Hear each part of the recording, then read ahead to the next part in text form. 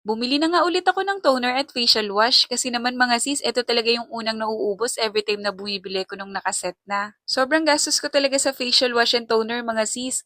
Every time na bumibili ko ng isang set, nakakadalawang facial wash ako nun tapos nauubos ko pa yung pinaka-toner niya. Hello mga sis! Another day, another budol na naman. Syempre dumating na naman yung parcel ko kaya panibagong order na naman to. Alam niyo na naman nga to mga sis kasi madalas ko talagang na-share to sa inyo. Itong brand lang talaga yung nakapagpahiyang sa skin ko. No bias tayo mga sis kasi nakapag-try na din naman ako ng ibang product. Pero ito talagang brand na to is binabalik-balikan ko talaga and ginagamit ko talaga siya since 2019. So talaga naman nag-stick na ako dito mga sis kasi dito talaga ako nahiyang and natatakot na din talaga ako magkaroon ng matinding breakout. Pero mga sis, hindi ko sinasabing hindi na ako tinutubuan ng pimples or hindi na ako nagkakaroon ng breakouts ha. Meron pa din mga sisi ko. Pero yun nga mga sisi ko, every time na nagkakaroon ako ng pimples, hindi na ako masyadong nag-worry kasi nga sobrang